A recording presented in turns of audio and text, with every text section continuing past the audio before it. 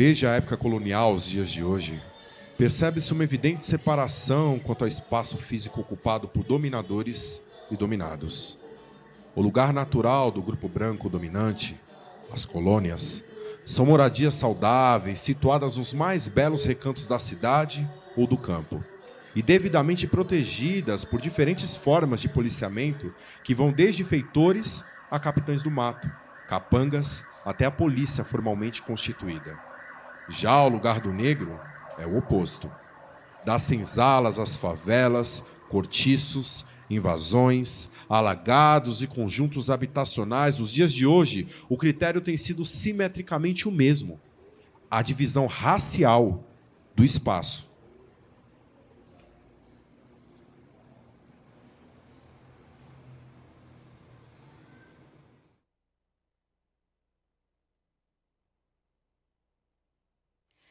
Olá, boa tarde.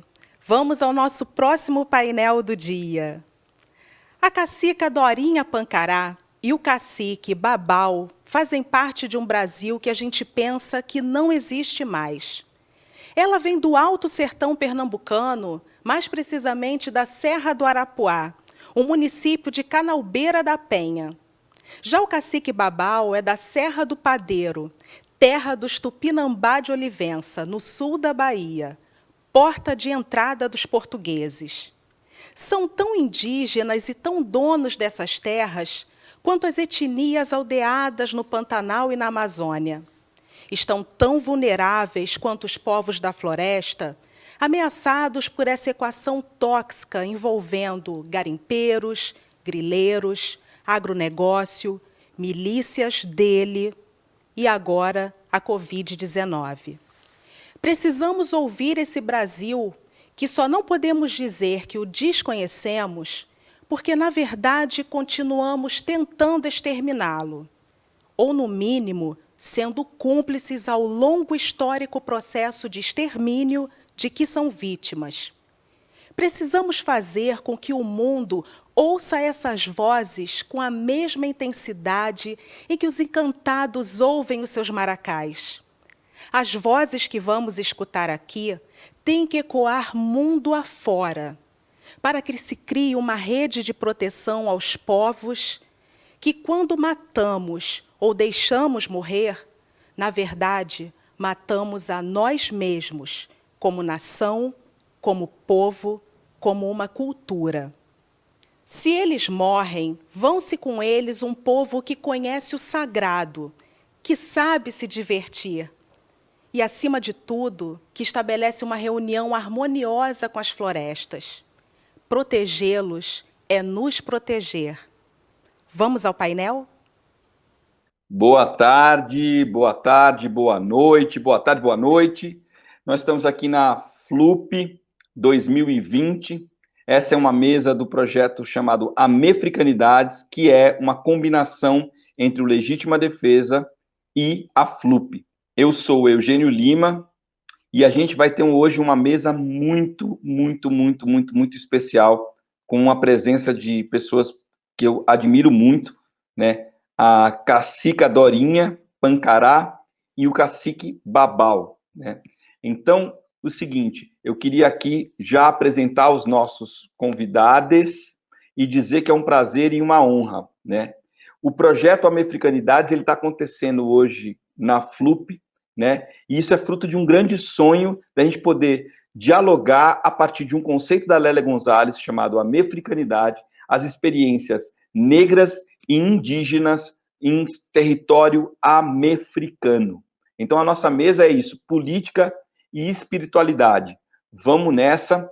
E eu vou apresentar aqui, vou chamar primeiro a Dorinha Pancará, e eu vou fazer aquele momento que é aquela leitura da biografia, que vai ficar um pouquinho mais duro, mas é isso. Dorinha, você já está aqui. Olha, vou ler aqui a sua biografia, que, aliás, foi você mesmo que mandou. Muito boa tarde, é um prazer recebê-la aqui.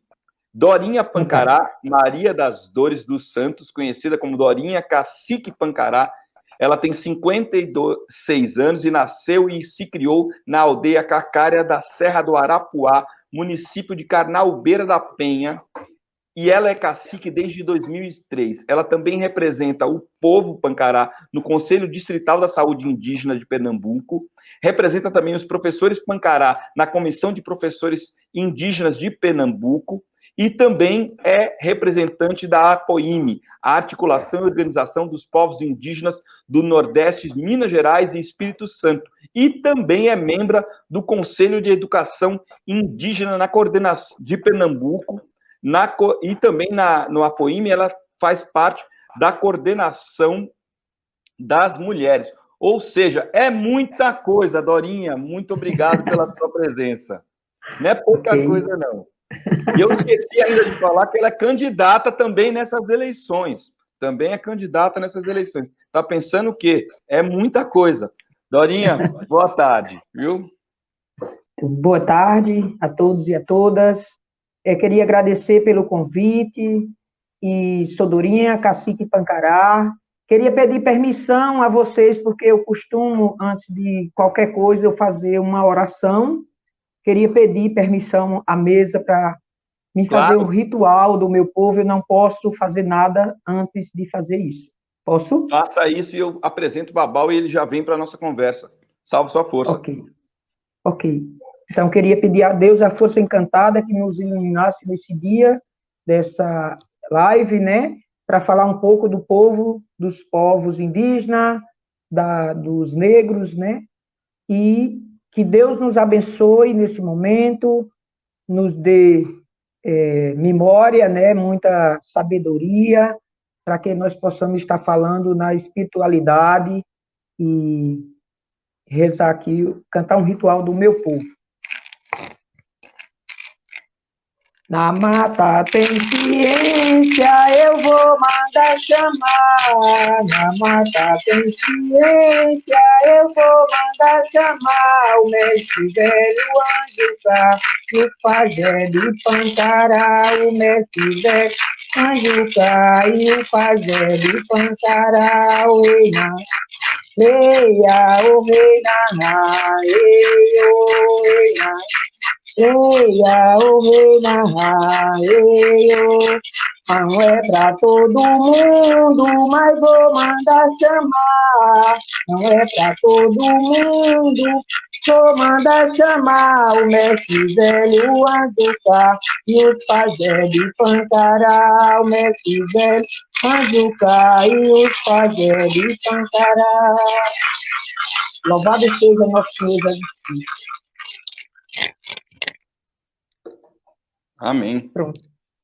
É isso. E começou assim, ó. Começou assim. Imagine como nós vamos terminar. Então, eu queria chamar aqui também uma grande inspiração, né?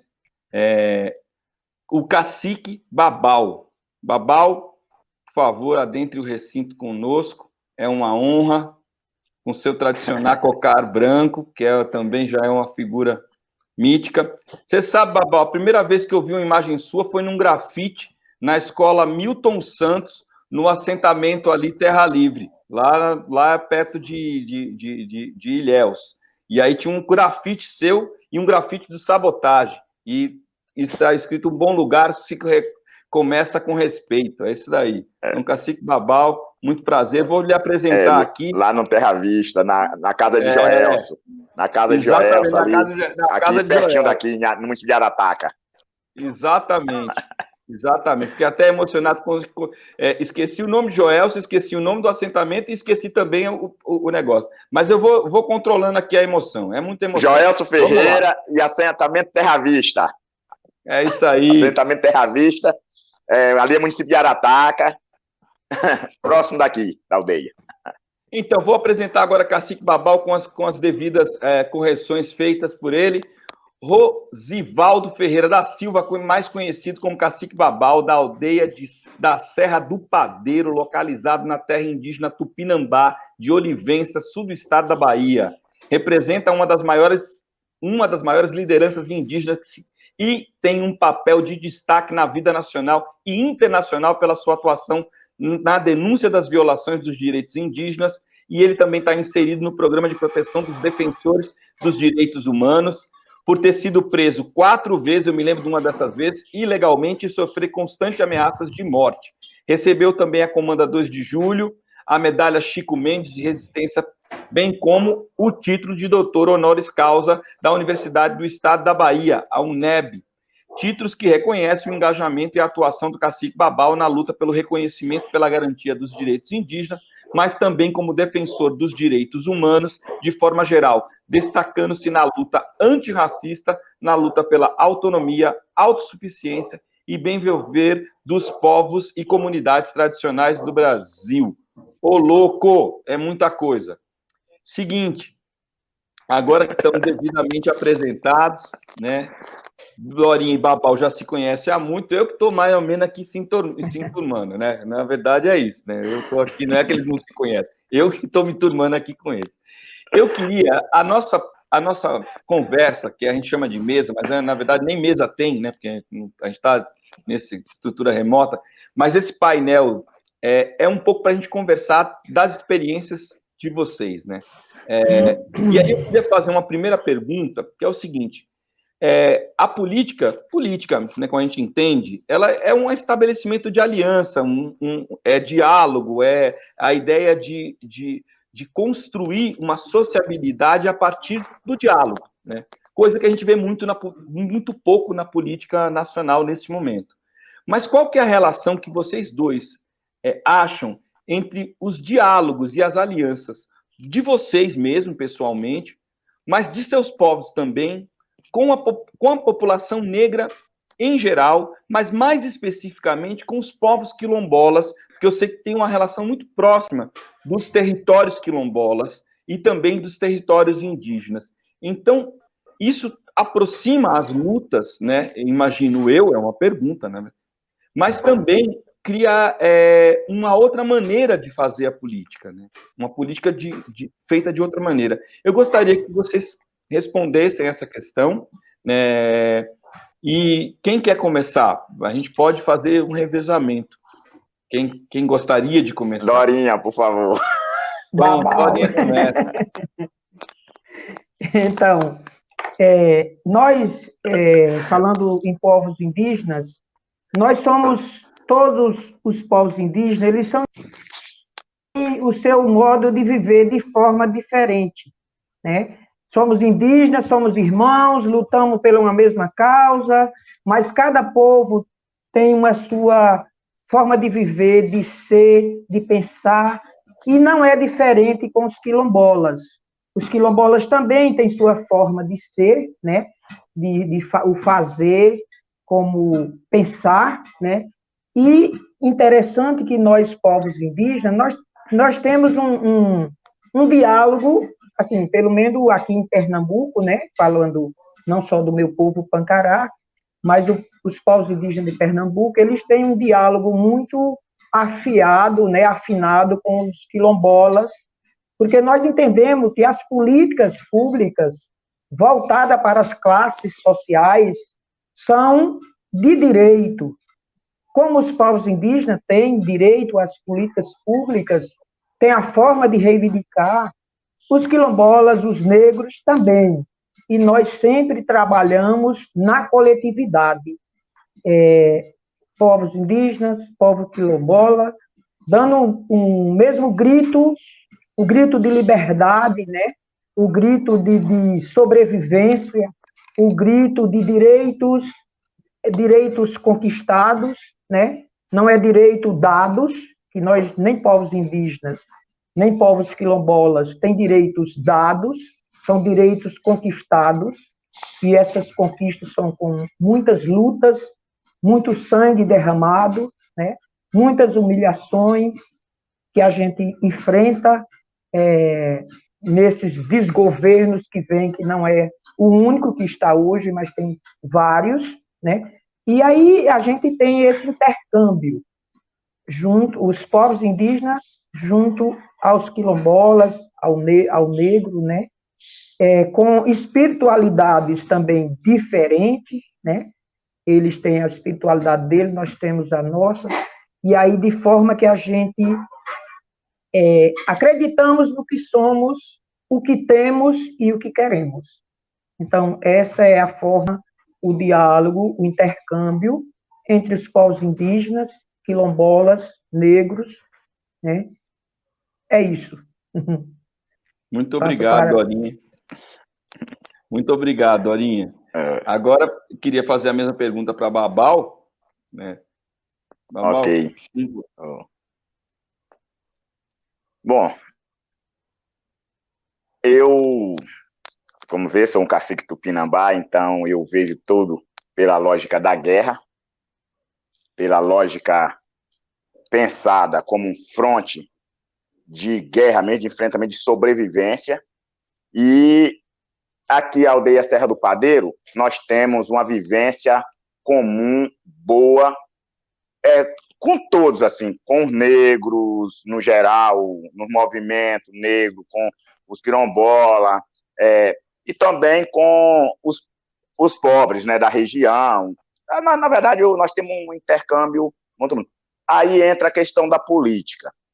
Nós, da Serra do Padeiro, Tupinambá, por nós ver a política também como um instrumento de guerra, e a forma que a gente vê que ela está sendo usada, ela está sendo despreciativa para o povo e leva os povos a conflitos e a dissolução, inclusive, da organização social desses povos.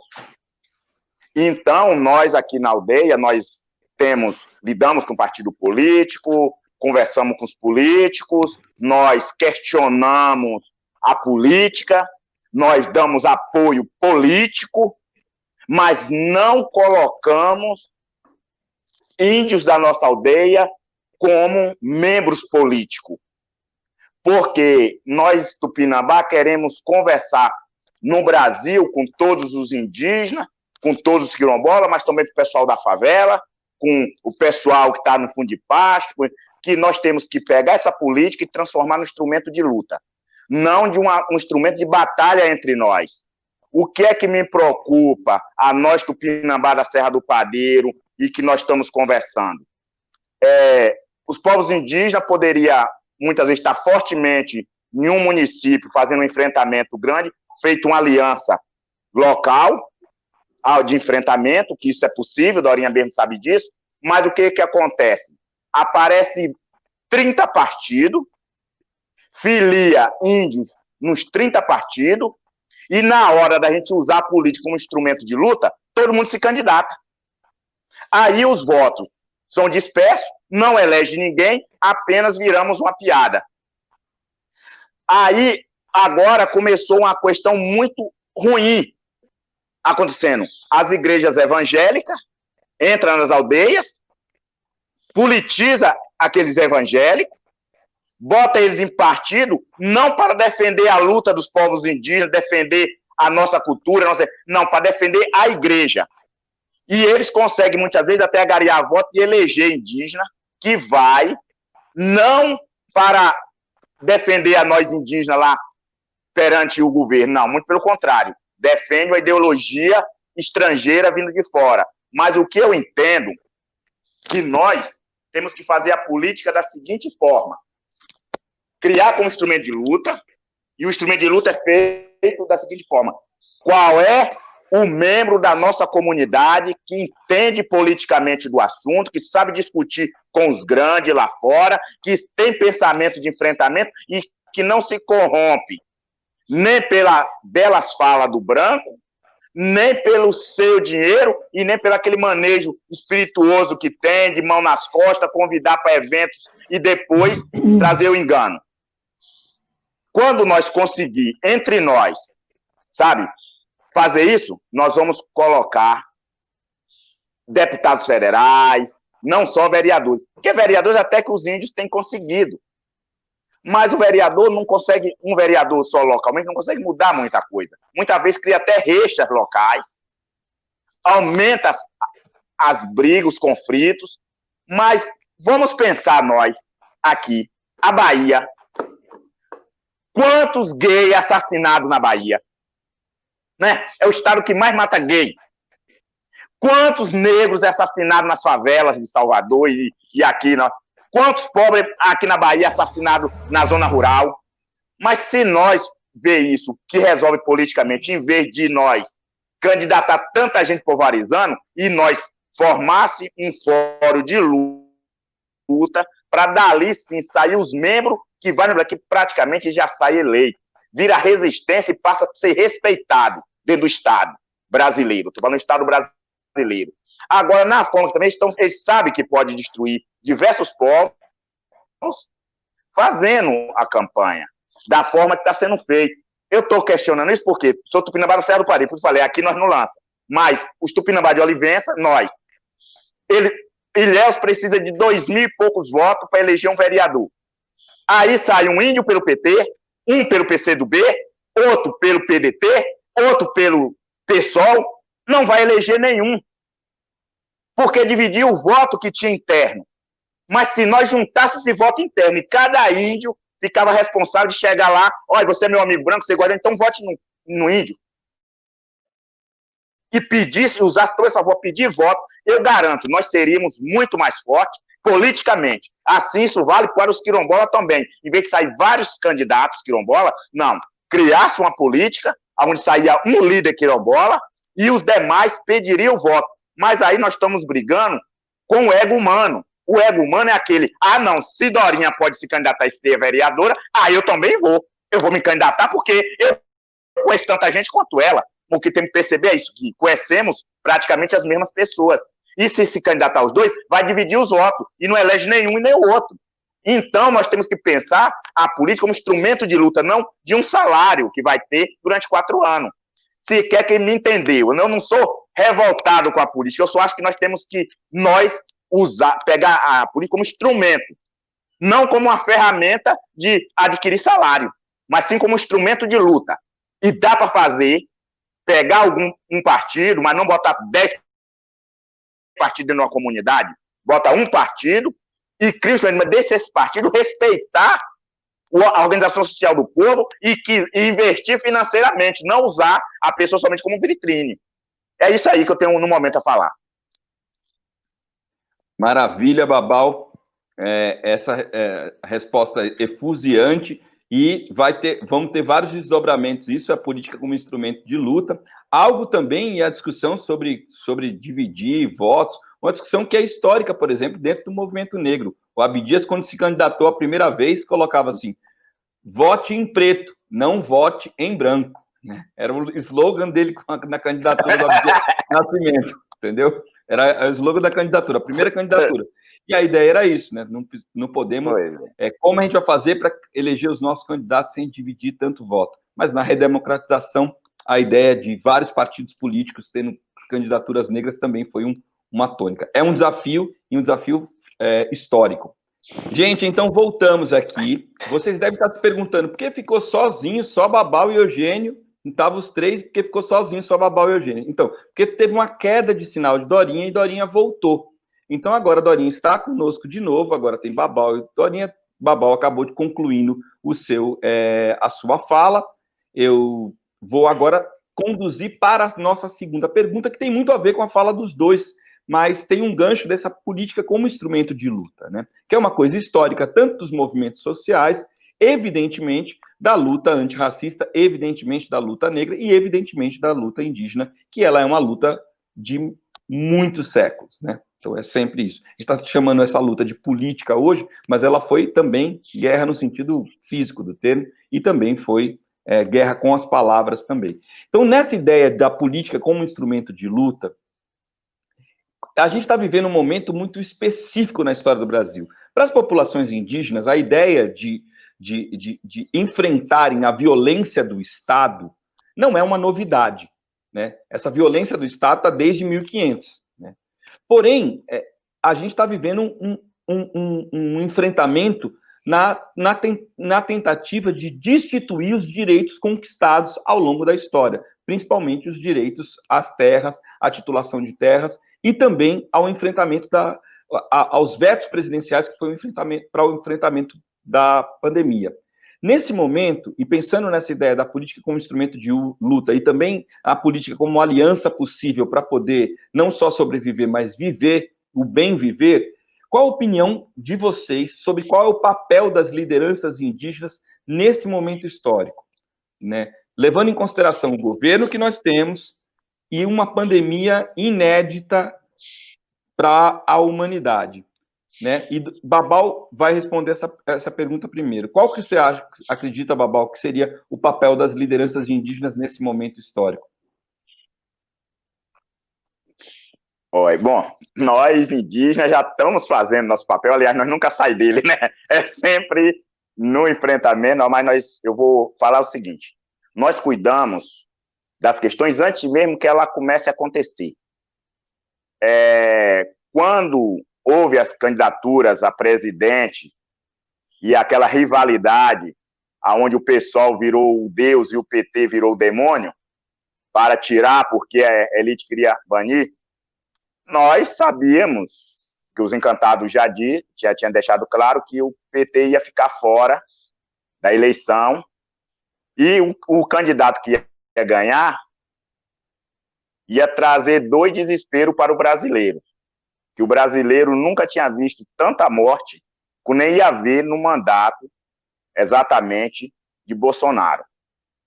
Os encantados nos orientou, antes mesmo dele ser eleito, que a gente ficasse atento, não soltasse nossos maracás, fizesse nossos rituais, fosse para a linha de frente, porque a proposta dele era a proposta de morte desde o início. Ele estava dizendo que não marcava nenhum centímetro de terra indígena, ele ia abrir os parques, as reservas ambientais para a exploração, ele ia autorizar, privatizar tudo no Brasil. Ele disse que o programa dele era de morte. E a maioria dos brasileiros concordava com a morte.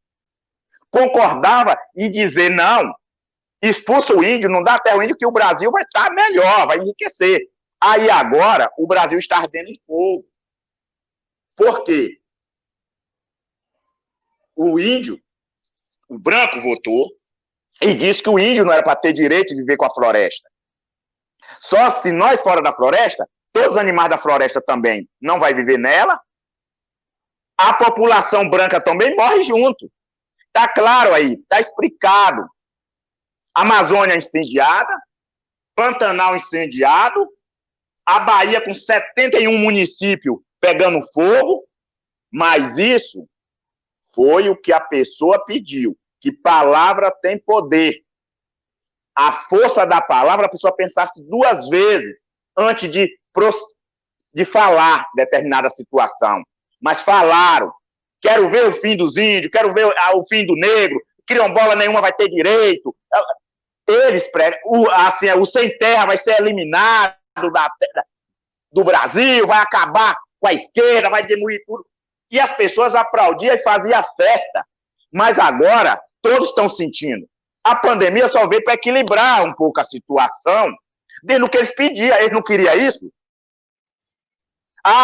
Nós vamos entrar na favela e vamos matar mesmo. Tem que dar auto de resistência para a polícia, vai matar quem queira. Sim, vamos fazer uma LGO para fazer reintegração de terras indígenas, de sem terra, de tudo. E as pessoas aplaudindo, achando que estava só agredindo em ver nós morrer, mas nós somos a resistência que segura a vida das pessoas que estão nas cidades, das pessoas que vivem nos centros urbanos. E aí é onde entrou a resistência indígena. Nós não paramos só um momento e pode ter certeza, estudos futuros vai garantir que a Amazônia não está extinta por causa dos povos indígenas, ribeirinha e quilombola que estão naquela região. O Pantanal agora não vai se acabar por causa dos povos indígenas, que eu tenho certeza que a maioria esmagadora das lideranças dentro de seus povos estão com o maracá fazendo ritual, pedindo que o solo proteja a vida. Isso faz com que, mesmo fogo queimando, renasça e a morte não extingue as espécies necessárias para a sobrevivência daquelas etnias. Mas as pessoas têm uma fé diferente, chamada fé evangélica, que desconhece a sabedoria da existência da vida ligada à humana, aonde é humano e seus sentimentos e sua força espiritual que mantém a terra e os animais vivos, a sua existência. leva à existência do outro. É liberado do nosso corpo uma energia que ela flui na Terra, por isso nós balançamos nossos maracás, fazendo nossos cantos, bater um pé no chão, né, Dorinha? Não pode ser diferente, porque com isso nós libera a energia chamado maná, que vem do divino, que vem, escorre pelo nosso corpo e entra pelo solo, porque as plantas, elas são fixas e se comunicam tocando uma na outra e passando uma corrente de energia. Mas nós, humanos, nós é uma árvore andarilha, uma ave que não fica fixa. Nós bate o pé e libera energia, e nossa energia se comunica.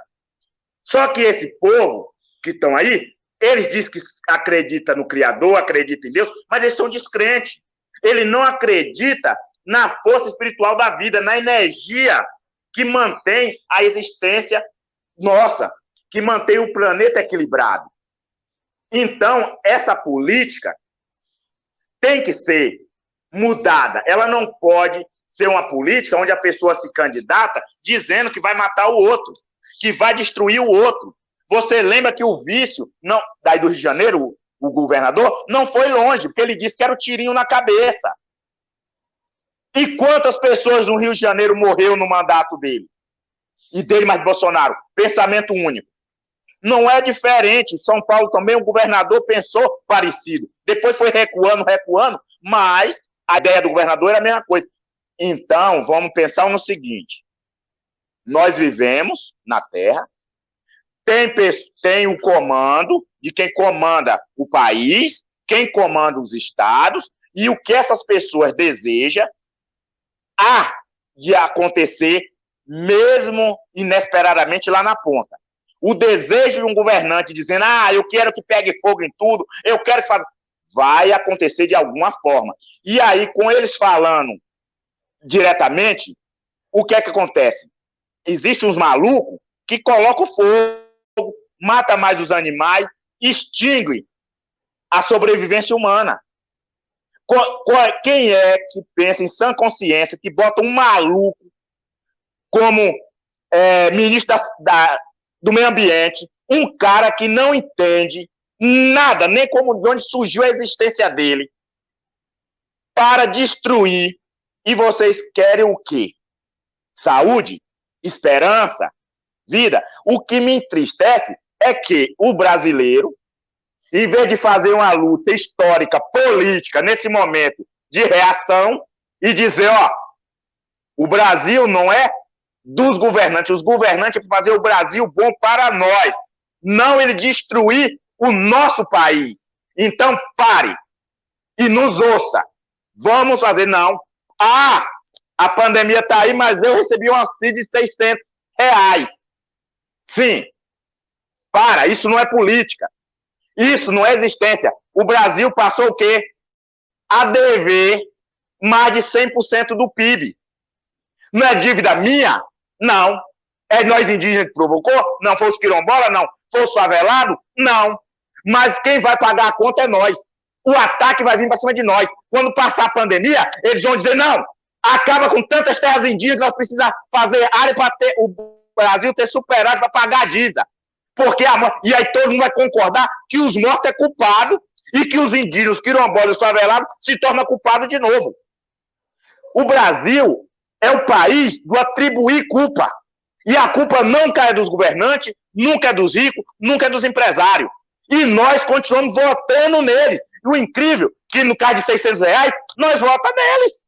Corre atrás deles. E não acreditamos em nós.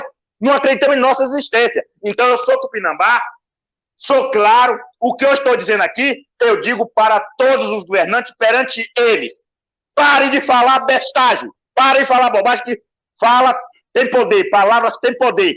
E você não pode usar um poder poderoso como a fala à toa, a troco de nada, pedindo extinção de vidas. Peça coisa boa para nosso país que virá.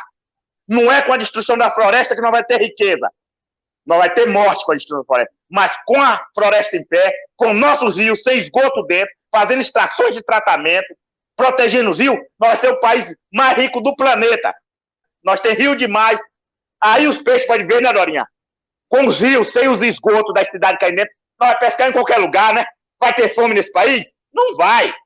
Então, Vamos, nossos governantes, se tornar realmente líderes, não fuxiqueiros, fofoqueiros, como são hoje. Arbitrários. Nós temos líderes arbitrários. Nós somos Tupinambá e gostamos de líderes guerreiros, líderes que morrem defendendo a nação, defendendo o povo e que tudo nela contém. Que uma nação não é só uma coisa. Para você se declarar que você é uma nação, você tem que ter cultura, religiosidade, educação, meio ambiente, terra, solo, tem que ter tudo. Tudo, a natureza tem que ser completa, né, historinha? Nós temos que ter líderes, não aproveitadores que não sabem nem quem eles são. E nós temos o pior exército do planeta, que não defende seu próprio país.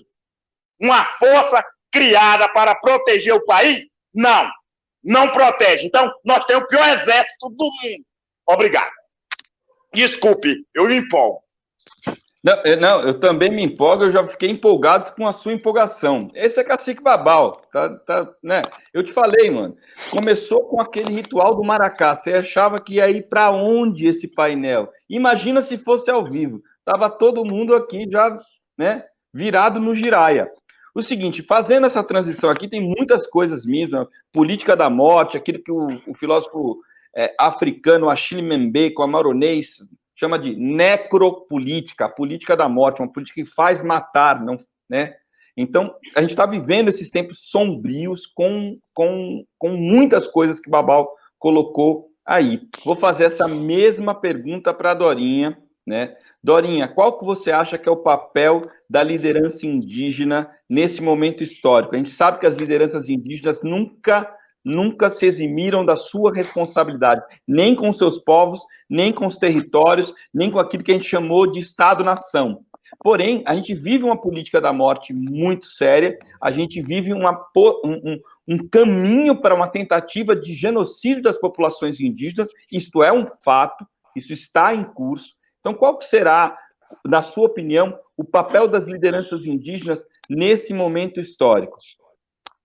Então, como a fala do meu Cacique Babau, a gente já sabia que isso iria acontecer, né? Mas nós continuamos na luta, né, em defesa do direito. Realmente, os governantes hoje, eles acham que os povos indígenas são os empecilhos do desenvolvimento do país. Isso não é verdade.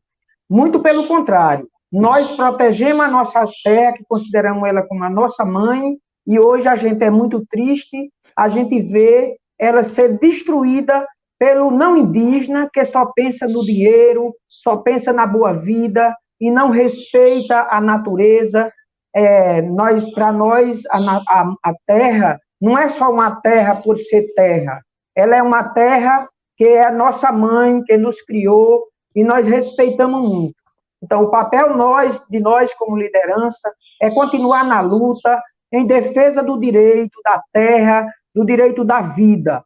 Esses desgovernos, eu não vou dizer governo, porque governo é aquele que governa respeitando as especificidades, olhando para a natureza, respeitando a palavra, como diz o Cacique Babau, a palavra tem que ser respeitada. Nós temos que dizer que nós, povos indígenas, respeitamos a nossa mãe terra.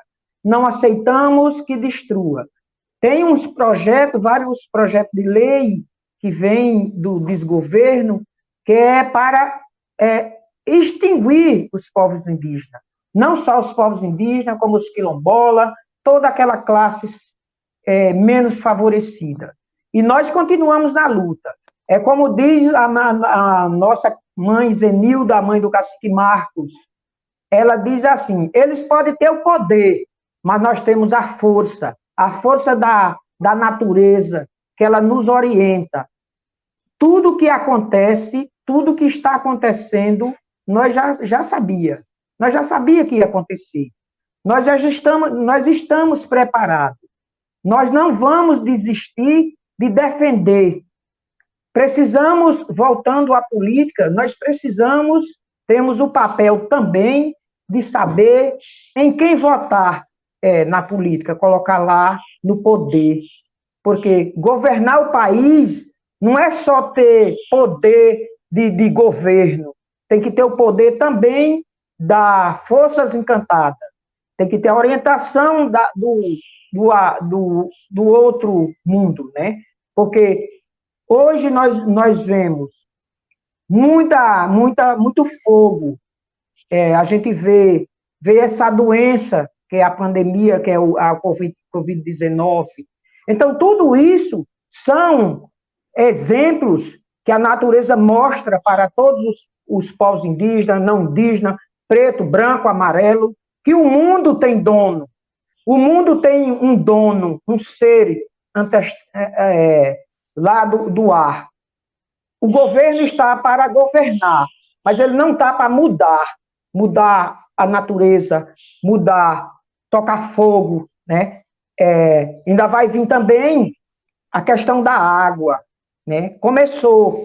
Já começou as barragens, mas tudo isso são exemplos que está vindo e nós, povos indígenas, sempre estamos preparados. Nós, povos indígenas, sempre temos o contato com a natureza. Nós, povos indígenas, seguimos na luta com orientação. Nós não seguimos na luta alienados, como esse desgoverno. Então, assim, eu acredito que não vai parar.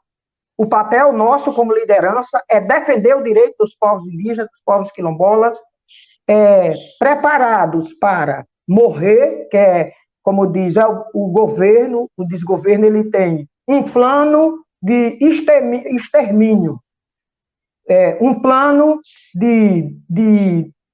que ele diz que os povos indígenas é o empecilho. Os povos indígenas atrapalham, mas nós vamos continuar na luta. Até o último índio, nós temos o papel, o dever de continuar na luta, nem que seja até o último índio no Brasil. É isso. Muito obrigado, Dorinha. Eu realmente acho que eles têm o poder, mas nós temos a força. Isso a aí, força. Da dona Zenilda Chucuru, é muito verdadeiro. Eu ouvindo vocês falarem,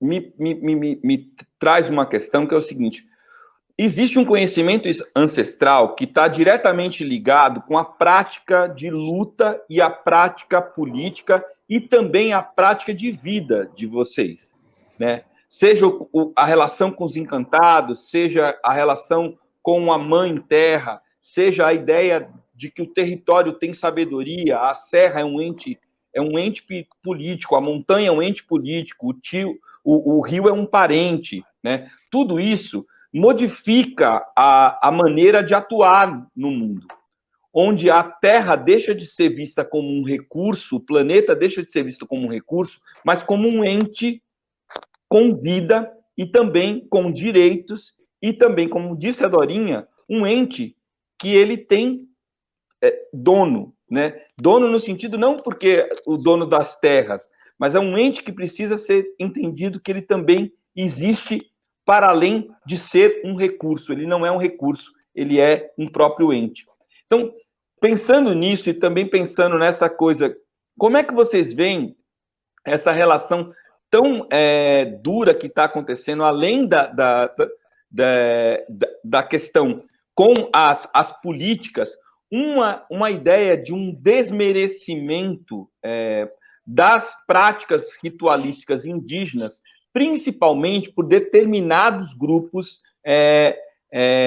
de cristãos, especificamente, né, evangélicos, neopentecostais. Não estou dizendo que sejam todos, não estou dizendo que sejam todas as pessoas, mas existe um ataque constante, tanto às religiões de matriz africana, quanto à ritualística indígena, como se a gente fossem seres que vivemos no passado, né? E um passado que não tem serventia para nesse mundo. E, na verdade, as sabedorias que estão faltando nesse momento são justamente a sabedoria dos povos originários, dos povos ancestrais, das religiões de matriz africana. Como é que vocês poderiam falar isso? O que a gente precisa para acionar ainda mais o poder dos maracás? a Dorinha pode responder agora, só porque eu estou fazendo aquele revezamento, para não ficar o mesmo sempre. Então, cada classe social tem suas religiões. E a gente precisa respeitar. Agora, respeitar de forma que não desfaça da nossa, né? Então, os evangélicos, eles costumam dizer que não só existe... Eu não entendo, eu nunca entendi, eu posso até ver ainda, mas eu acredito que nunca vou conseguir saber quantos deuses existem. Para nós, povos indígenas, existe um só Deus. Existe um só Deus, que ele fez todas as coisas, né, do mundo, criou a terra, as águas, as plantas, tudo que existe na face da terra, foi um só Deus que criou para nós. Os evangélicos, me parece que existem vários deuses, existem vários, e cada um que muda o modo das pessoas viver.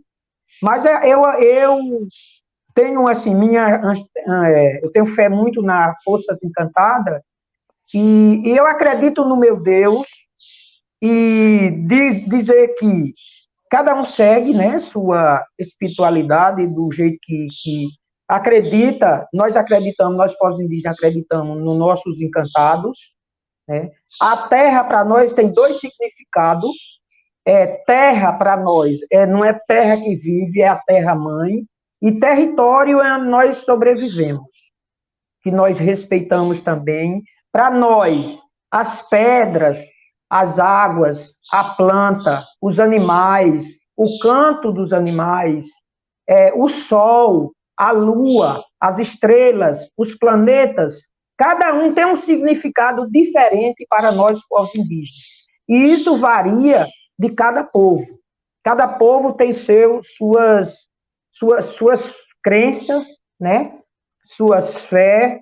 Nós acreditamos aqui, o meu povo Pancará, nós acreditamos numa pedra. A pedra, para nós, tem um significado que é diferente da planta, que é diferente do animal, o canto do animal. Como também temos a questão voltando para as forças encantadas, nós temos, aqui no meu povo, tem 3 tipos de material que a gente acredita, que é o terreiro, os gentis e os reinados.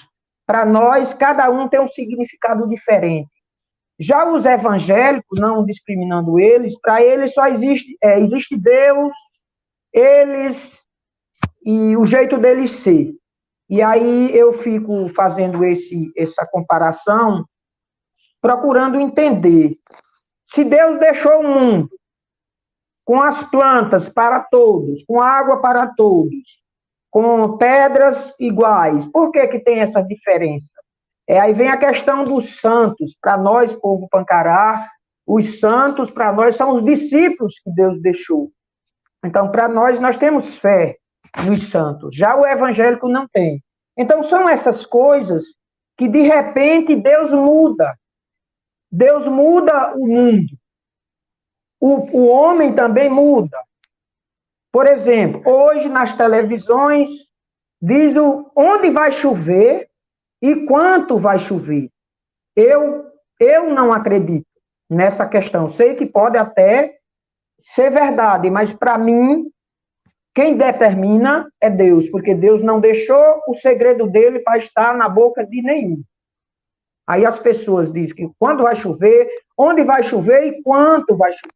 Por isso que está tendo todas essas derrotas, de barragem, muita chuva, acabando com tudo, seca, que aqui no meu Pernambuco hoje está seco, muito seca, muita seca, falta de água, porque as pessoas querem mudar o mundo, mas só quem tem poder de mudar o mundo é um só, que é Deus, nosso Pai eterno, que está lá em cima, olhando para todos de forma igualitária, só que muitos não respeitam. Por isso que acontecem essas coisas. E os evangélicos estão inclusos dentro desse sistema. Muito obrigado, Dorinha, uma explicação fantástica, né? Pensando que é isso, né? Espiritualidade é cosmogonia, é jeito de ver o mundo. existem muitas maneiras de estar no mundo. Né? Eu realmente amei a ideia de que a terra é mãe e tem terra que é território. Uma coisa é uma coisa, outra coisa completamente diferente. Né? A terra-mãe. E, Babal, eu já te vi responder essas perguntas, uma vez você falando sobre espiritualidade, falando isso. Não, então, quando eu estou falando o Tupinambá, eu não. Estou falando o Tupinambá. Estou falando das aldeias que tem aldeia no mar, tem aldeia na terra, tem aldeia do ar. Né? Lembro de você. Qual que você acha que é esse papel? Né? O Babal está rindo, mas eu vejo ele bastante live de Babal. Eu não consegui conhecer pessoalmente, mas eu vejo bastante ele. E Babal fala bastante, né, Doninha? Babal aparece. Né? Eu deixo o resto para ele falar. Ele fala. Então, pensando nisso, como é que você acha, Babal, essa relação aí, o poder dos maracás? Eles têm a força, mas... Né, eles têm o poder, mas não têm a força. Né? E essa é a questão da espiritualidade, está muito presente na sua, especificamente, aí posso dizer, na sua prática de ação política, né? Na sua prática, na maneira como você nunca dissocia isso, está sempre associado, você está sempre falando. Eu lembro dessa live que você falou dos encantados, falando sobre como era necessário, nesse momento, cuidar dos animais, né? Não maltratar os animais, porque os encantados tinham colocado isso. E a pandemia vem também para isso, né? Para a gente mostrar que está cuidando errado da terra. Então, Babal, com você. Bom, como você colocou a questão dos evangélicos, eu fico muito grato deles não gostar de minha cultura. Fico muito honrado e quero eles mais distantes possível. Porque se eles tivessem a metade da sabedoria que minha nação tem, eles destruiriam o mundo. Porque sabedoria não pode ser para qualquer um. Porque ela pode corromper e ela pode se tornar o maior mal da humanidade. Por isso que nós, Tupinambá, nós podemos ter uma sabedoria. Não pode nunca concentrar o conhecimento em uma única pessoa. Porque senão ele se torna ditador. O conhecimento ele tem que ser todo final de tarde, quando finaliza o dia, tem que sentar na roda da fogueira e compartilhar a sabedoria adquirida durante o dia, para que todos tenham conhecimento igual, para que tenham escolhas igual e execução igual. Mas não é isso que o branco faz.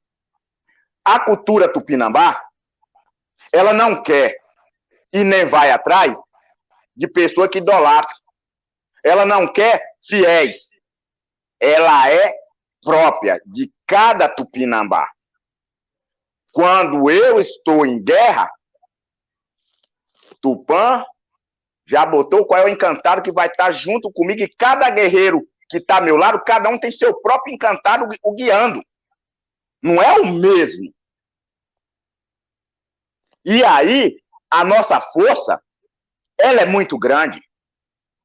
A nossa sabedoria, ela vem ancestralmente há muitas gerações.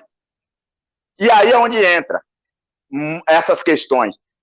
De onde é a vida, a origem da vida? Para nós, Tupinambá, não podemos destruir determinadas rochas, determinadas pedras, nossas Ita, porque dela vem a origem da vida. E os Tupinambá foi esculpido da madeira. Então, não podemos destruir as nossas florestas.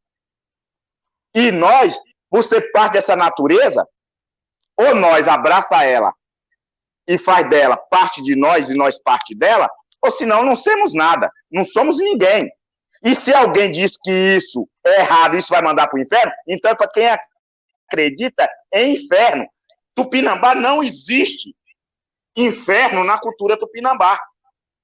O que muito me chama a atenção, os seres humanos que pensam diferente do Tupinambá, não estou dizendo que estão errados, mas o Deus dele é muito cruel. Ele tem uma vida de sofrimento nessa vida. Se morrer, vai passar por uma série de coisas, se não, vai para o inferno, vai jogado na fogueira, vai ver rigir de dentes, escolhido é só alguns, e aí quando pega essa parte que escolhido é só alguns acham que eles estão escolhidos agora. Aí, ó, sou pastor, eu sou escolhido, eu posso levar você e você para o céu. Não, nós não tem céu. Não, na cultura tupinambá. Então não adianta vir pregar para mim um céu que eu acredito no reino dos encantados. É um reino que Tupã criou para quando a gente sair dessa vida, quando eu sempre falei no meu diálogo, e é uma coisa, nós somos apenas 20% matéria e 80% espírito. E esses 20% matéria é para estar nessa contradição desse mundo. E falando para esse mundo, o como pode ser diferente. Pois, quando o Criador começou a criar a vida, ele criou diversas etnias. E cada um com formato de pensamento para, com essa contradição, a gente crescer em sabedoria, não em destruição. Só que aí aprenderam a destruir em vez de construir e crescer sabedoria.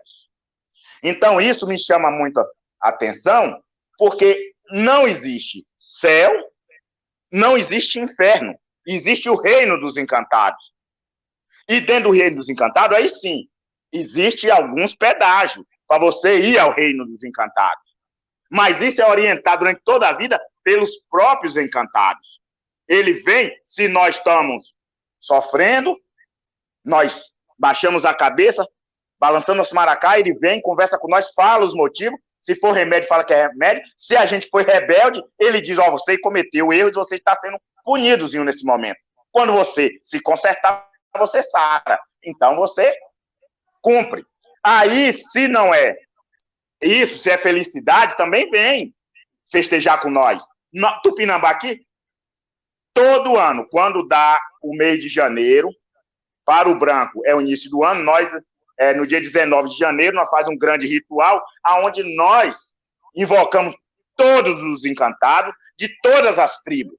Aí entra o que nós estamos conversando agora, da tribo do mar, da tribo das águas, dos rios, dos ventos, das montanhas, ou seja, todos.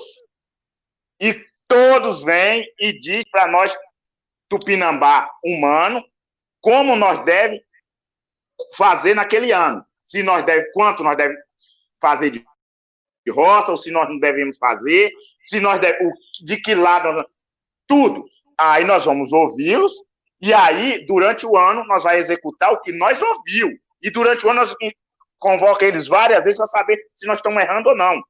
E isso fez com que Tupinambá nunca fosse extinto, apesar que tentaram nos eliminar da face da terra, muito.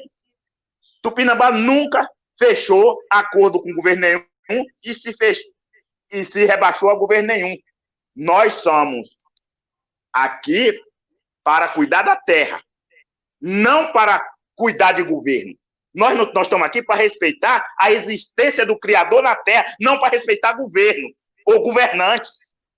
E nós, indígenas, temos que entender isso. Nós jamais podemos parar e se ajoelhar diante do agressor da nossa existência. E a nossa existência, que eu estou falando, é a existência planeta Terra. Porque quando aqui chegaram, há 500 anos atrás, era o que eles dizem paraíso na Terra. Mais de 5 milhões de homens e mulheres vivendo harmoniosamente junto com a natureza. Tinha incêndio, porque falou o presidente que foi nós que botou fogo na floresta. Falou para a ONU. Sim, em 1500 tinha os incêndios devastando o Brasil e nós vivíamos harmoniosamente. A natureza sempre ofereceu para nós o que foi necessário para viver. E nós sempre oferecemos para a natureza o que era necessário para ela sobreviver. Porque poucas pessoas não compreendem a importância do índio, do homem, dentro da floresta, comungando, comum acordo com ela. Que tem hora, e Dorinha sabe, que tem uma determinada árvore que nós precisamos removê-la. Assim como o vento faz. Olha como o vento é poderoso. Nós invocamos o vento, ou ele vem, entra na mata, com tantas árvores, derruba uma. A mais forte, a mais alta, a mais poderosa. Ele joga no chão e deixa todas as outras lá. Mas por que fez aquilo? O pessoal, o vento derrubou uma árvore. Não. Foi ordenado para que o faça. Porque precisa, naquele momento, as raízes dela revirar o solo, para que dali saia as minhocas, para o tatu e várias espécies, como daqueles animais pequenos que saem de dentro do mar. aquela árvore vai entrar em decomposição, onde vai gerar várias largatas, vários insetos, onde o tatu e vários animais, vai virar uma colônia de vida. Vai virar uma colônia de vida. Para que vários pássaros sobrevivam, a gente tem que cortar e criar o que nós chamamos de capoeira, né, Dorinha? Para que aí várias espécies vivem ali. Depois nós estamos abandonando, aquilo ali vira uma outra floresta e nós vai fazendo isso, esse círculo na floresta. Com esse ciclo, a vida renova o tempo todo, e a esperança, a sabedoria, e com isso, a importância da existência nossa. Mas não, o homem arranca tudo, transforma tudo em soja, ou senão, não, vamos pegar, o bombeiro não é mais homem, o bombeiro é um boi. Vamos pegar o Pantanal e encher de boi, que ele não vai provocar incêndio. Não é melhor dizer que o boi é o maior compactador de solo do planeta, e com o boi numa terra, o solo fica infértil? Não é melhor eles dizer isso? Não é melhor dizer que várias espécies eliminadas por causa do boi pisando no solo?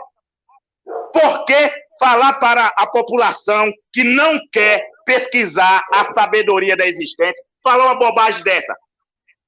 Não se pode, um governante não se pode falar uma maldade dessa. Pois, primeiro que o boi não é nativo do Brasil. Então, ele no Brasil, ele se torna um agressor. Ele se torna um agressor. E ele aqui, ele é um compactador de solo que, rapaz, é terrível. O boi, eu concordo, temos que criar, alimentar a humanidade através do boi é muito melhor. Nós, Tupinambá, nós sempre fazíamos nosso sacrifício humano para seguir na guerra, né? Ia comer um ser poderoso. Nós não pode mais comer um assim. Então, nós faz o quê? Nós matamos um grande boi, o boi mais poderoso todo ano, nós matamos 2 ou 3 bois, reúne todo mundo, 3, 4 mil pessoas aqui só para comer, porque na casa de Tupinambá é isso, é festa, comida é festa, mas em todos os povos indígenas, né, Dorinha? Nós, se alimentar é festa, é comungar com o Criador. Não precisa ninguém estar ali rezando, fazendo. Não, no fato de você botar uma mesa vasta e convocar todo mundo para estar ali comendo e não brigando, não guerreando, não desejando mal para o outro, é o maior bem que faz para Tupã, para o Criador. Então, o boi para isso ele serve. Agora não para fazer o que estão mandando. Obrigado, senão eu falo demais. Já falei muito. Tá certo. Ok? Tá certo, Babal. É muita sabedoria, muita sabedoria. E essa história do boi foi uma das, assim, grandes idiotices de 2020. Essa pode estar, assim, no top 10. Grandes idiotices de 2020. Vamos colocar o boi, porque vai acabar acontecendo. Nunca vi uma tolice tão grande, né? Mas, enfim, 2020, quem é você, né? Meu Deus do céu, que ano mais doido. A Majoí Gôngora, que é uma das curadoras também dos diálogos americanos, pergunta uma coisa para Babal e depois eu vou fazer a minha pergunta para a Dorinha, que é o seguinte: Babal, você podia falar sobre as retomadas e a relação com as orientações dos encantados? Quer dizer, claro que você vai falar aquilo que for permitido, que eu estou ligado, que você não vai contar tudo, né? Mas, enfim, o que você podia falar um pouco sobre isso para a gente? Bom, nós, Tupinambá, como eu falei, como Deus falou, nós só faz qualquer coisa orientado, não pelos homens, não por humanos, mas sim pelos nossos ancestrais espirituais. E quando eles dizem o que é preciso, a gente executamos. Nós, Tupinambá, principalmente aqui no sul da Bahia, aliás, no Brasil todo, os Tupinambá, para não ser eliminado, porque os governos sempre teve os Tupinambá como um inimigo, e quando não era como inimigo, usava muito os Tupinambá para guerrear para eles, vencer guerra para eles dominar outros. Então, Tupinambá decidiu que não faria isso, então nós se escondemos, ficamos no seio das nossas florestas, das nossas aldeias, e foi seguido. E durante 84 anos, todos só ouvindo os encantados. Quando é que a gente... Só no ano 2000, a partir de 95, os encantados mandou a gente mudar o tipo de ritual.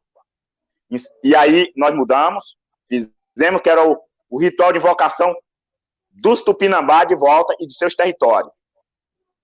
E quem tinha que começar o levante teria que ser a aldeia originária aqui. Então, nós fizemos isso. No ano 2000, na volta dos Tupinambá, no bloco dos Tupinambá, estou aqui, ninguém conseguiu me eliminar da terra sagrada nossa. Nós foi recebido com tiro, foguetes e bomba, que foi o ano 2000, lá em Porto Seguro. Dorinha estava lá também levando tiro, a mando de Fernando Henrique, né? Nós e os povos indígenas do Brasil todos, lá em Santa Cruz Cabralha, exatamente em Coroa Vermelha. Foi aquilo. Ao sair de lá, o governo, através de FUNAI, disse que para Tupinambá ter sua terra, tinha tanta exigência que era impossível. Os encantados chegou para nós e diz, olha, o branco faz o dever do branco. Nós temos que deixar eles fazer o dever dele. Mas vocês são meus filhos. Vocês fazem o que eu mando. Então, eles fazem a documentação que eles querem e vocês recomperem a terra. Porque os madeireiros estão tirando tudo, os caçadores estão matando todas as aves, todos os animais, e o rio está sendo envenenado. Então, vai retomando o lugar que tiver assim. E a partir daí, nós iniciamos aqui na Serra do Padeiro fazer as retomadas. Fomos muito ameaçados, até dirigente de FUNAI disse que se a gente fizesse retomada, não demarcaria a terra. Nós dizemos para eles que não era eles que demarcavam a terra nossa, era nós, Tupinambá. E nós estamos dentro de uma terra onde nunca saímos e que, para remover Tupinambá, tem que exterminar, tem que matar mesmo, acabar. Que nós viemos para mostrar que tem outro modo de vida a não ser receber cesta básica de FUNAI e ficar batendo perna em FUNAI e ficar lá dependendo de governo. Que nós viemos, Tupinambá, para dizer para os povos indígenas que nós somos a existência e nós não podemos viver na contradição. Então, os encantados chegou, disse, ó, e você vai tocar, porque você vai ser o nosso Tuxaua. O nosso Tuxaua que vai liderar a luta. E aí, é claro que eu não vou desobedecer uma ordem dos encantados. Claro, assumir. Claro, no Nordeste aqui todo mundo chama mais de cacique. E aí, nós partimos para a luta, fizemos enfrentamento, então você viu. Aí veio a criminalização total. Mas nenhum momento nos amedrontou, nenhum momento a gente ficou chorando. Ah, como é que você parte para uma guerra e não quer levar tapa? É impossível. Por mais fraco que seja o outro, vai te acertar uma pedrada. Então, nós passamos por coisas que foi preciso passar.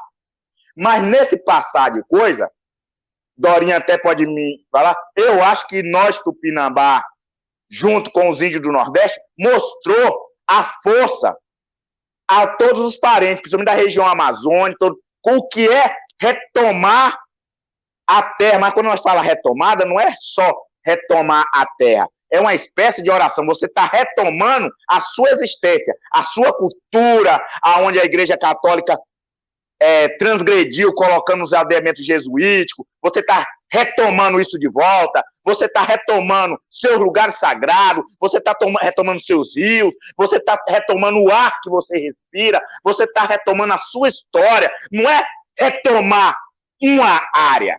As pessoas têm que compreender que a retomada para nós indígenas, ela é uma oração, um resgate espiritual. Você resgata, inclusive, aqueles povos que foi totalmente aniquilado e seus encantados ficou ali sofrendo porque não pôde proteger aquele povo. Quando a gente retoma, né, Dorinha? A gente retoma a força de todos eles. E eles voltam mostrando o seu poderio e sua glória. Mostrando o seu esplendor, como é bonito nosso cocar. Nós somos um povo lindo. Nós que nós chega, não tem quem não olhe para nós com nossos corpos pintados, nossos cocares. E eu, Tupinambá, vou dizer, vou estrear, Dorinha, um manto Tupinambá feito no pé da serra, que vai exuberante. está aqui, feito, terminamos agora no tempo de pandemia, um manto que tem 300 anos que não vê em um Tupinambá. Tupinambá vai exibir agora, feito por nós, o nosso manto, o manto que protege, o manto que cobre a nossa nação. Porque Tupinambá é o povo, uma nação que está dentro de todas as outras nações. Qualquer nação pode acolher Tupinambá, que Tupinambá acata a cultura de qualquer um. Pode perguntar ao povo negro se Tupinambá não vive com eles, não está com eles, e nós que chama Tupinambá para a guerra, que não é o primeiro na linha de frente. Mas do mesmo jeito, o povo branco, que tem sentimento bom, coração bom, na hora que invoca, Tupinambá está lá também. E quando eu falo Tupinambá, Tupinambá tem seus filhos. E seus filhos são multidões. Quando você fala Beru, Eru, Gentil, Laje Grande, Lasca da Pedra, Quebra Corrente, todos são filhos de Tupinambá, Cabocla de Pena. São guerreiros ancestrais de Tupinambá que está na terra para nós enfrentar esse momento perigoso. Esse momento onde o ser humano fica amedrontado com a morte, com medo de sua existência. E Tupinambá chegou a dizer, não temos medo. A nossa existência não é isso. Não podemos deixar as balas perdidas eliminar 12 crianças no Rio de Janeiro e ficar desse jeito. O povo negro é um povo de oferenda. Parte para as oferendas, faça oferenda e manda o mal voltar para ele. As balas podem parar. A vida pode retornar em qualquer lugar. Não é o banco que gera a vida. Não é a Bolsa de Valores que gera a vida.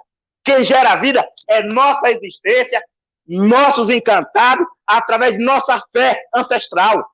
Não podemos recuar da luta.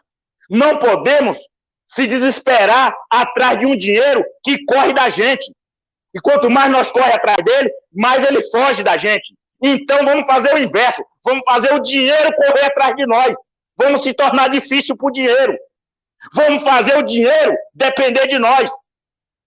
Se vocês não sabem como é fazer o dinheiro correr atrás de nós, em vez de nós atrás dele, outro dia nós falamos a respeito disso. É isso. Obrigado.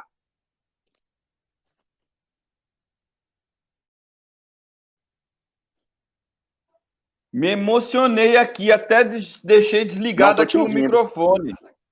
Agora tá? Agora tá ouvindo, Babal? Não, porque eu até me emocionei. É isso aí. Eu quero fazer. Não, quando eu falo, eu não consigo fazer diferente. Eu quero fazer o dinheiro correr atrás de nós. É exatamente isso. Mudar, rolar a regra do jogo. É isso aí. A retomada é muito linda, né? É isso mesmo. É uma oração, né? Cada coração de negro é um quilombo pulsante, dizia Abdias Nascimento, né? Pulsa, é isso, a gente tem que retomar todas as forças, principalmente nesse momento sombrio.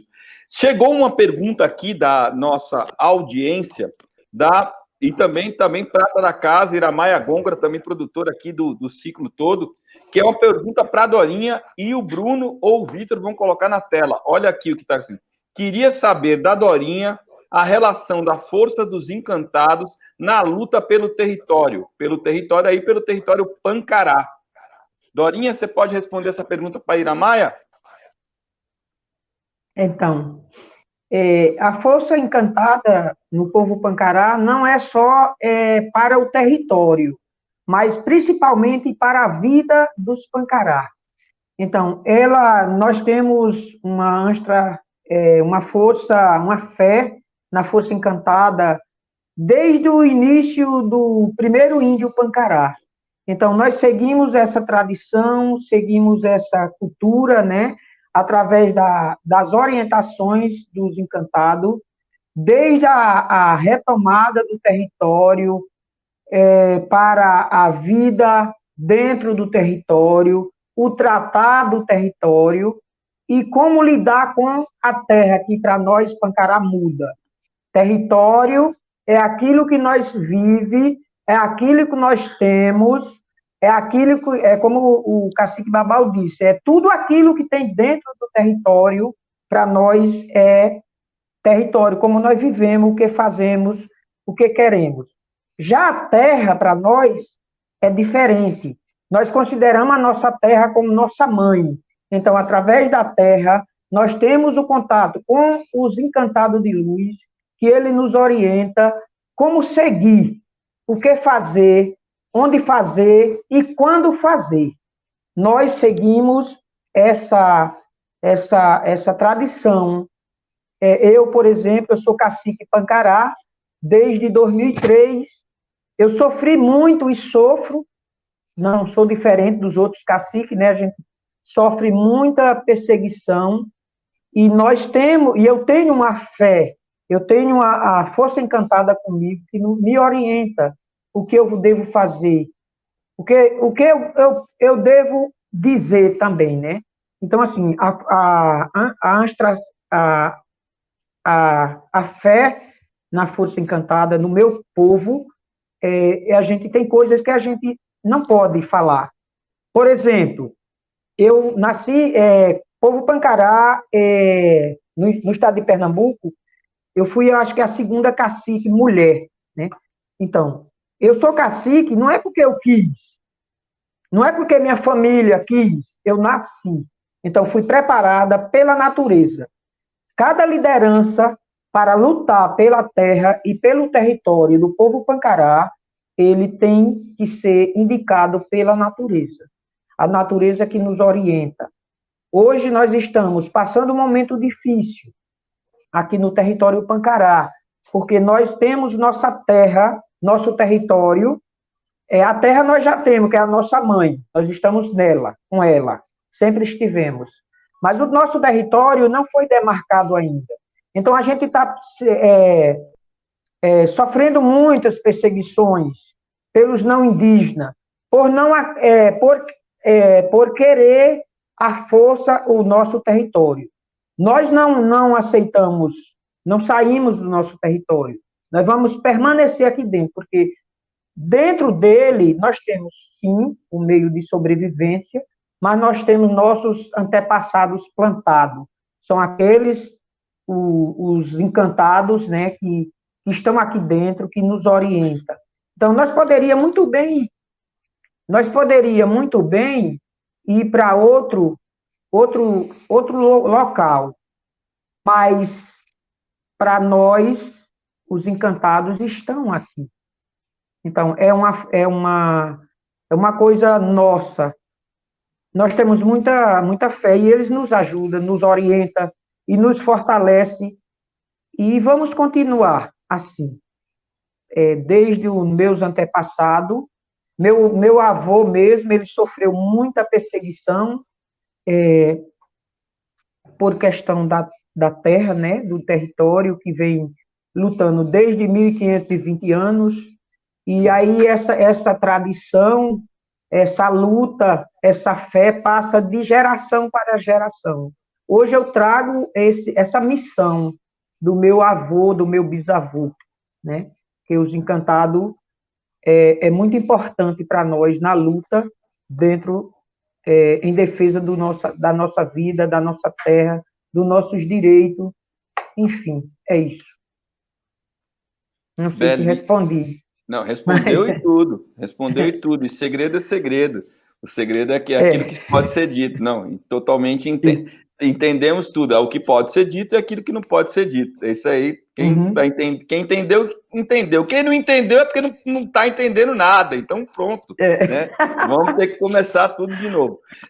Foi um relato muito emocionante. Me lembrou de muitas coisas. Eu fico sempre tentando fazer aqui as confluências, mas me lembrou, assim, uma entrevista que li de Dorinha, e ela fala assim, né, eu não é a liderança para mim não é um cargo, não é um cargo de poder, é uma missão. E aí que nem no rap, né? Que nem né? Eu tenho uma missão e não vou parar, entendeu? É isso, entendeu? Né? O rap me escolheu porque eu aguento ser real, né? No final de contas, como diria o Emicida, fazer rima é a parte mais fácil, né? Porque a missão é que é... A gente está chegando na nossa parte final da nossa belíssima mesa, nosso belíssimo painel, né? Dizer que, evidentemente, as sabedorias ancestrais dos povos originários e também, né, povos indígenas, como a gente queira chamar, junto com os povos tradicionais, os povos quilombolas, são aquelas sabedorias onde a terra ela está colocada sobre os pés mesmo para ter pé, para ter isso, para poder ter céu, né? Para poder ter projeção de futuro, para poder construir outra coisa, onde a gente e o próprio planeta é um corpo, né? O Ailton Krenak, né, sempre fala, não existe nada para mim que não seja natureza, mas a cultura ocidental separou muito natureza de cultura, né? E o trabalho como essa coisa que se transforma a natureza em cultura incessantemente.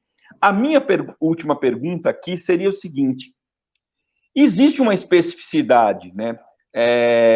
Os povos indígenas do Nordeste, eles têm pela própria confluência do território, eles enfrentaram esse tipo de projeto basicamente desde 1500, porque o projeto começa, né? Esse projeto colonial começa, né, aí começa no Nordeste, né? Quando Babau lembra aquele péssimo exemplo da história do Brasil, uma das coisas mais vergonhosas da história do Brasil recente, que foi aquela dita comemoração dos 500 anos da invasão, que a demonstração de como o Estado tratava os povos originários era com bala, foguete e tropa de choque. Sem falar naquela coisa ridícula daquela nau que tinha uma caravela que passava nessa comemoração, que a caravela não conseguiu nem ir de Porto Seguro até outro lugar, foi uma coisa vergonhosa, né? Mas isso denota um país que não quer olhar para a sua profunda sabedoria, que é a sabedoria de quem realmente constrói resistência desde 1500. Dito isso, vocês acham que há uma diferença dos parentes aí do Nordeste? Porque existe uma coisa muito, né, Babau fala isso, Dorinha também já vi Dorinha falando, que olha para quem, não, mas vocês também não são tão índio assim, não é bem assim, entendeu? E que no fundo, a gente sabe que fala isso porque quer tomar a terra. É uma estratégia para a tomada da terra. É isso. Então, como é que a gente vê esse momento, e aí a APOIME, a articulação e organização dos povos indígenas, que a Dorinha faz parte do Conselho das Mulheres do Nordeste, Minas Gerais e do Espírito Santo, é um órgão muito atuante. Como é que vocês veem essas organizações indígenas, qual o papel delas nesse momento de luta? A PIB, a APOIME, como é que vocês acham isso? E se tem essa diferença mesmo, os parentes, ou com os parentes não, é só os brancos mesmo que não conseguem entender a diferença, entendeu? Quem quer começar? Agora tá solto, pode ser qualquer um. Pode ser. Você ou eu? Tá. Vai. Eu vou, Dorinha. Vou deixar você que você é membro da POIME, aí você fala por último. Eu sou apenas um participante. Bom, eu entendo o seguinte. O que é que eu vou falar? O não índio, ele se aproveita das fake news, das mentiras criadas para botar um contra o outro. Então, o que foi feito durante os últimos, vamos supor aí, 70 anos, dentro do governo, junto com os povos indígenas, foi tentar dizer para os índios que são isolados, que estão em semi-isolamento, que o Nordeste não tem mais índio. Porque, com isso, eles conseguiam fazer o enfrentamento usando outras nações indígenas. E eles começaram um tempo, mas isso foi quebrando através de quê? Exatamente dessas organizações indígenas sendo criadas conjuntamente. Porque hoje, e desde antes, o Nordeste passa a ser a questão mais importante para os índios que está no recente contato. Porque nós vem sofrendo isso há 500 anos, nós já estamos, quando é dizer o outro, de couro grosso, enfrentando, lutando. Então, os demais, eles vão aprendendo com nós. Eles vão entendendo como, não é todos os brancos, mas aqueles brancos usuráveis, que tem os gananciosos, como eles agem para poder tomar os territórios. E também desterritorializar povos. Porque não é só tomar território, eles também desterritorializam povos. Eles convencem a mudar de religiosidade, a perder o amor pela mãe terra e pelo território. E aí, essas pessoas são mandadas para as cidades, são desterritorializadas de todas as formas. Então, hoje, eu não vejo discriminação entre indígenas do norte ou Nordeste, ou Centro-Oeste, eu ando o país inteiro, sou bem recebido em todas as etnias, me recebe muito bem, e eu fico muito grato a todos por isso. Nós faz o quê? Uma questão política, nós estamos fazendo, e o único meio é através da PIB, da COIAB, da POIME, da Tiguaçu, da ARPIMPAN, da ARPINSUL, da ARPINOrdeste, da ARPINSudeste. Através dessas organizações indígenas, é que a gente consegue interagir entre todos os povos do Brasil. Porque se nós tentar fazer isso sem organizações indígenas, fica impossível. E aí é onde entra Dorinha representando mulheres, aí nós temos diversos outros. Hoje em dia, nós temos o Eloy Terena, que é um dos advogados fantásticos, mas no Nordeste nós temos também Dinamã, pela POIME, né, nos representando. Nós temos uma diversidade de povos indígenas que se capacitou e se formou para nós ir para enfrentar, porque Tupinambá entende o seguinte: como é que você vai enfrentar seu inimigo? Primeiro, você vai estudar seu inimigo. E o que é que Tupinambá fazia? Mandava um ser refém dentro do outro. E lá ele ia viver, ia conhecer, depois Tupinambá resgatava. E aí sabia tudo do outro, e nós vencia a guerra. Então, nós fizemos o seguinte: foi para a escola deles, para a universidade deles. Hoje nós temos, no Brasil, mais de 20 sociólogos, mais de 50 advogados indígenas. Hoje nós temos um número bastante expressivo de professores, o que mais nós temos, né, Dorinha? Professores em uma quantidade imensa para formar nosso pessoal. Aí nós estudamos também ciências políticas. Nós começamos a estudar tudo deles, nós vamos estudar tudo, não vai ter nada que o branco tenha que nós, indígenas, não vai partir para aprender, mas não para deixar quem nós somos, para saber como eles agem, para nós pegar a nossa cultura e mostrar que nós estamos bem superior. Porque aquilo que eles fazem, o instrumento de dominação, que hoje, a maior arma que existe hoje não é uma metralhadora, não é a polícia armada, é a caneta e a lei que o branco criou. Nós precisamos estudar ela, dominar ela, usar a caneta, que os instrumentos dele será o mal deles. Não, hoje está usando contra nós porque nós não sabemos ainda utilizar. Mas eu, em 1972, antes do pajé, que era meu avô, falecer, ele chamou eu novinho, assim, com 8 anos de idade, minha irmã e meu irmão, e disse: ó, o branco tomou tudo de nós índios, nós povos índios, porque nós não sabia a letra deles. Nós não sabia o que eles colocam no papel. E nós levávamos um papel sem saber o que estava escrito. Então, você vai para a escola deles e aprenda a leitura deles. Aprenda com eles. Primeiro, nós tínhamos que aprender a fala deles. Porque Tupinambá, não é que Tupinambá perdeu sua fala original. O único jeito de vencer os portugueses, franceses, alemães, é aprender no idioma deles. Porque aí você vai saber como eles se comunicam. Então, aí o segundo ensinamento que o Tupinambá deu foi: agora que vocês sabem a língua deles, nós precisamos agora aprender a escrita deles e usar a lei deles contra eles.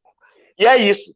Então não tem outro meio. E nós, povos indígenas, somos um povo que viu na carne durante 500 anos o que é fake news, que é mentira, né, Dorinha? Implantado para matar nossos povos, tomar nosso território. Agora, quando o Bolsonaro aplicou em cima de todo mundo, só viu neguinho espirnear. Mas nós, hein, Dorinha? Como é que nós vimos ver as emissões de televisão, rádio, dizendo: olha, a cacica Dorinha mandou seus índios, matou o fulano, esfaqueou fulano, tudo sendo mentira, hein, Dorinha? Pegar o cacique Babau aqui dizendo que matou não sei quantas pessoas, fez não sei quantas coisas, me levou para o Rio Grande do Norte. O RDD de Mossoró, por fake news. E o juiz diz: olha, eu estou prendendo ele pelo que está escrito aqui nas revistas e nos jornais. Mas ninguém diz que isso era mentira, fake news. Agora só é fake news entre governantes. Mas em cima de nós, quando chega na favela e diz que o favelado é tudo traficante, tudo usuário de droga, aí todo mundo assina embaixo: é verdade, é verdade. Não, agora estão sentindo o que nós viemos sentindo durante anos. Vendo eles atacar nossos territórios defamando, eles são falsos índios, eles não são mais índios, eles são negros cadastrados. Aí eu sempre disse assim, você está me ofendendo, me chamando de negro? Oxente, o negro também é dono da terra, nós somos parte. Você me ofende me chamar de loiro, aí você me ofende, não me chame não, entendeu? Eu pego as agressões que eles fazem comigo e transformo numa diversão na cara deles. E eles ficam sem saber o que fazer. Porque o que ele achava que ia me ofender, me engrandeceu. Aí, quando pega, às vezes, alguém que não tem uma sabedoria de entender que me chamar do outro não me torna menor, muito pelo contrário, me torna mais forte, porque diz que eu posso ter dupla cultura, isso me fortalece. Acabei de dizer isso aqui, desculpa eu aumentar o diálogo, para o pessoal quilombola. Porque agora vocês não estão sabendo, mas tanto aqui na Bahia, como lá no Maranhão, na base de Alcântara, eles estão dizendo, não demarque as terras desses quilombolas, porque os territórios pertencem aos Tupinambá, e eles são negros. Agora, quando eu conversei com alguns pessoal ligado, falei, não, então diga a eles que ótimo, vocês têm duplo direito. O direito de vocês ter descendência tupinambá e o direito de vocês ter descendência da África. Então, você tem duplo direito. Então, vamos começar a rever essa questão. Tem muitos quilombos que têm realmente a descendência também indígena de diversos povos. E aí, tem que facilitar, não complicar. Como é que o governo disse que não demarca o quilombo porque era uma aldeia? Ou não demarca uma aldeia porque ali tinha um quilombo? Não. Não pode ser. Não podemos nos sentir ofendidos por dizer que nós parecemos com o outro. A nação Nagô sempre foi uma nação poderosa e é tribo. A tribo Nagô é uma tribo poderosa porque nós vamos ter vergonha de pertencer a uma tribo Nagô. Qual o motivo? Aonde está o motivo a me envergonhar? Rapaz, nós no Brasil nós temos muito o que agradecer e engrandecer. Não de nos sentir humilhado quando nos chamamos do outro. É isso. Obrigado. É isso, Babal. Pelo amor de Deus, é isso aí. Entendeu? Construção cultural. Né? Tá pensando que me ofende chamando de negro? Não é exatamente, não é não. E aí, é muita coisa. Se a gente fosse fazer aqui, a mesa ia demorar 10 horas, porque é tanta coisa que tem para comentar só nessa fala aqui. Mas é isso mesmo, é tanta coisa. Menina do céu. Aí é o seguinte, falar agora aqui com Dorinha. Dorinha, me diga uma coisa, como é que você vê essa questão, você que é representante, né, da APOIME, também está nessa coordenação do grupo de mulheres, é liderança nacional, né, é candidata, entendeu? Desde 2003, há 17 anos, cacique mulher, tem uma missão. Como é que você vê essa questão aqui dos povos indígenas no Nordeste? Então, como o cacique Babal disse, nós, povos indígenas, nós fomos discriminados pelos não indígenas, por nós ser cabelo duro, né, não andar nu, ou usar celular, essa questão. Mas o que diz que nós somos índios é a nossa luta, é a nossa história, a nossa cultura, o sangue que corre na veia. Nós, povos indígenas do Nordeste, somos povos organizados, né? Nós vivemos junto com as organizações, todas essas que o cacique Babal falou, através dessas organizações que nós se sentimos fortalecidos para continuar na luta. E falando de mim como cacique, mulher, eu já sofri muitas discriminações, não pelos meus parentes, muito pelo contrário, meus parentes indígenas sempre respeitam, nós nos respeitamos uns aos outros, né? Mas pelo não indígena chegar deles e perguntar, lá no seu povo não tem homem, não? Quer dizer, na visão deles, cacique tem que ser homem. Não, cacique tem que ser aquele que tem o dom que Deus escolheu, que a natureza escolheu. Então, eu, como representante da APOIME, a gente trabalha muito essa questão da discriminação.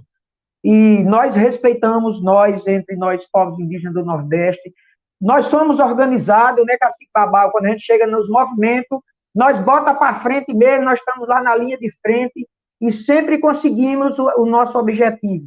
Todas as vezes, todo ano a gente vai para Brasília. Infelizmente, nós esse ano não podemos ir, mas aí os nossos encantados estão nos orientando para como nós vamos agir. Falando sobre como eu sou candidata novamente, né, eu tenho um orgulho muito grande de que no meu município, durante 20 anos, nunca entrou uma mulher para ser vereadora, ocupar a cadeira na Câmara de Vereador Municipal de Carnalbeira da Penha. E eu, em 2012, tive a ousadia de me candidatar e entrei como a primeira mulher durante 20 anos. Então, isso é muito importante, é uma honra para mim, para meu povo Pancará e para os povos indígenas de Pernambuco e do Brasil, né? Hoje estou concorrendo mais uma vez à vaga, dizer que eu não sei ser política, né? Que a política hoje, a política partidária é aquela que você derruba as pessoas para subir. E nós, povos indígenas, nós não trabalhamos dessa forma. Nós trabalhamos a política voltada para o bem dos povos, dos seus povos. Trabalhamos na coletividade, fazendo bem sem olhar quem. A dor que um parente sofre, seja na Bahia, seja em qualquer lugar do país, nós sentimos juntos. E trabalhamos isso dentro das organizações, a POIMA, a PIB, e todas a COIAB, todas as organizações dos povos indígenas. E bom que as nossas organizações não financiada por nenhum governo, nós mesmos bancamos nossas organizações para que nós possamos dar continuidade à luta e que ninguém venha parar a gente e dizer, vocês não podem passar daqui porque nós estamos pagando. Muito pelo contrário, nós que pagamos, nós que colocamos o pão na mesa do branco, não índio.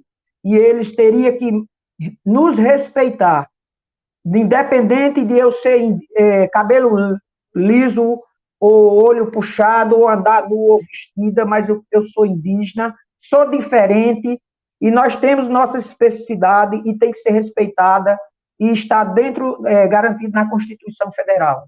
Então, assim, o fato da discriminação a gente tem sim, não pelos nossos parentes, mas por não indígenas. E outro dia, contando uma história rapidamente, eu estava numa cidade próxima aqui do meu povo, e eu usando o celular, e uma moça chegou e virou para mim, eu falando sobre o meu povo, algumas coisas, e ela virou para mim e disse, você é indígena? Eu digo, sou. E você usa celular? Eu digo, uso. Não, índio não pode. Eu digo, eu uso porque você me ensinou a usar. Quer dizer, nós mudamos, perdemos nossa fisionomia, nosso jeito de ser, mas não perdemos nossa cultura. Aí ela ainda teve a ousadia de perguntar, e você mora onde? Eu digo, moro numa casa. Como é a sua casa? Eu tive que explicar. Perguntou, e você come gente? Eu disse, não, eu nunca comi não, mas se for para comer, eu como. Né? Então, quer dizer, é uma discriminação assim que deixa a gente meio não enfraquecido, porque nós não enfraquecemos, nós não desistimos, e nós temos uma palavra de ordem que é nenhum direito a menos, nem uma gota de sangue a mais, e eles podem ter o poder, mas nós temos a força de lutar, de continuar, de defender nosso direito. É isso. E é muito lindo. Eu queria, mais uma vez, agradecer em nome da FLUP, em nome do projeto, em nome do Amefricanidades, dizer que a ideia do Amefricanidades é uma ideia que vem da Lélia Gonzalez, de uma Améfrica, que é uma América com a sabedoria negra e indígena, porque o Brasil é negro e indígena.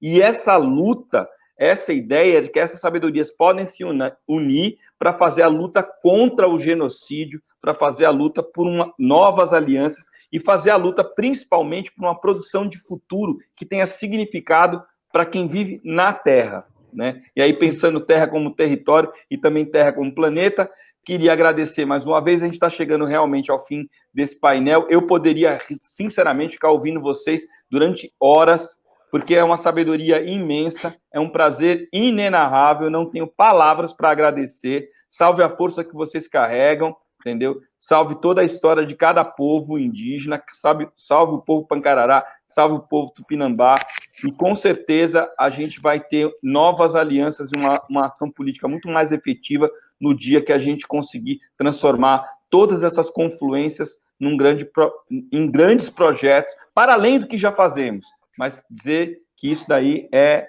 o que de fato o Brasil profundo é. Muito obrigado, cacique Babal, muito obrigado, cacique Dorinha Pancará, e dizer que foi um prazer e a gente se encontra em outras oportunidades. Muita saúde, muita paz, muita prosperidade para vocês e para todos os seus povos, tá bom? Muito obrigado mesmo. Ok. Vocês também. Obrigada também. Muito obrigada. Eu que agradeço, muito feliz. E foi um aprendizado, cacique, foi muito importante lhe rever, né? Que seja por live, né, meu cacique Babal. Em breve nós nos encontraremos e agradecer também a vocês pelo convite, dizer que estou saindo dessa mesa muito feliz e mandando um recado para o não indígena, que nós somos indígenas, somos organizados e estamos prontos para continuar na luta em defesa do nosso direito e não ao desgoverno, né? Que esse desgoverno ou ele siga o caminho de governar ou ele saia e deixe quem saiba governar, que é, no caso, nós, povos indígenas, que somos os donos do Brasil. Nós sabemos governar. Oh. Dorinha, obrigada. É um prazer demais, você sabe. E ver você aqui, depois de tanto tempo sem nos vermos, é uma felicidade muito grande. Eu estou muito feliz. E nós dois... É a primeira vez que nós dois fazemos uma live juntos, né? Não é? Maravilhoso, viu? Felicidade para todos aí em Pernambuco. Nossos caciques aí de Pernambuco, diga a eles que eu mandei um abração a todos eles, viu? Ok. E diga a Marquinhos que eu quero ver ele prefeito, viu? Vai ser com fé em Deus, com fé em Deus. Ok. E o pessoal aí que me convidou. E o pessoal que me convidou aí, muito obrigado aí pela gentileza de lembrar de minha pessoa, de nós aqui. Tamo junto, estamos aí, viu? É isso aí, muito obrigado a todos. Valeu, gente. Encerramos assim a nossa mesa com essas palavras maravilhosas, tanto de Dorinha quanto de Babal. E seguimos, acompanhem aí a nossa programação na FLUP, tanto dos diálogos africanos, quanto também da própria programação da FLUP, que está maravilhosa. Eu sou Eugênio Lima e estou deixando vocês aí, seguimos nós. É nós mesmo, vagabundo.